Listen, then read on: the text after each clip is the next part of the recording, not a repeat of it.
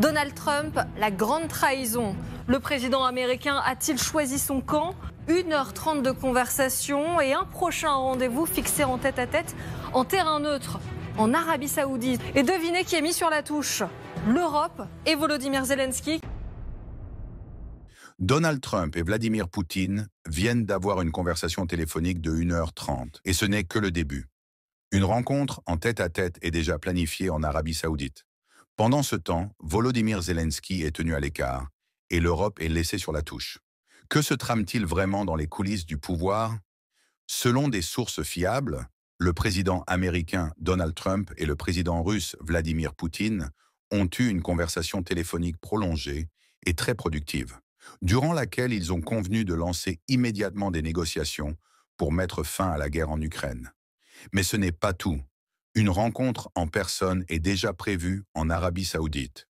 Cette information a été confirmée par plusieurs médias internationaux. Le président Poutine m'a parlé de sa volonté de mettre fin à la guerre définitivement.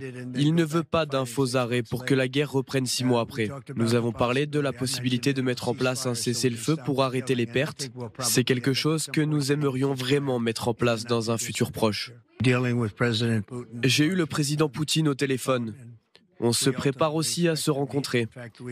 Il viendra et j'irai là-bas, mais il y aura sûrement une rencontre en Arabie Saoudite avant. Pendant ce temps, le président ukrainien Volodymyr Zelensky a été informé de cette conversation sans avoir son mot à dire. Cette chronologie souligne une rupture avec la politique de soutien à l'Ukraine de l'ancien président Joe Biden. Zelensky a déclaré avoir longuement parlé des possibilités de parvenir à la paix avec Trump, mais son rôle semble secondaire dans ces négociations. L'Europe, quant à elle, est mise sur la touche. Les chefs de la diplomatie espagnole, allemande et française ont affirmé qu'aucune décision sur l'Ukraine ne pouvait se prendre sans Kiev et sans la participation des Européens. L'Europe doit participer à ces négociations. Ce n'est pas une question car l'Europe a imposé des sanctions à la Russie. L'Europe investit dans la défense ukrainienne et l'Europe reconstruit l'Ukraine avec l'argent de l'Union européenne, avec notre aide bilatérale.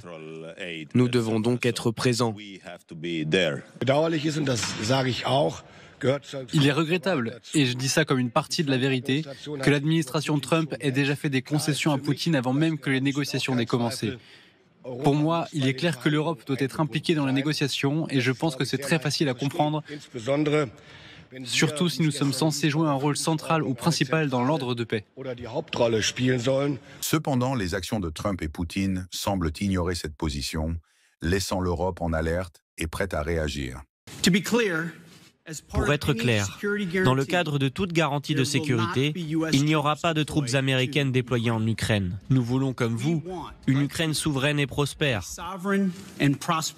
Mais nous devons commencer par reconnaître que revenir aux frontières de l'Ukraine d'avant 2014 est un objectif irréaliste. Poursuivre cet objectif illusoire ne fera que prolonger la guerre et causer davantage de souffrance. Que signifie cette alliance inattendue entre Trump et Poutine? Pourquoi Zelensky est-il tenu à l'écart? Et comment l'Europe va-t-elle réagir face à cette situation? Les prochaines semaines s'annoncent décisives pour l'avenir de la géopolitique mondiale. Restez avec nous pour suivre tous les développements de cette affaire aux répercussions potentielles majeures.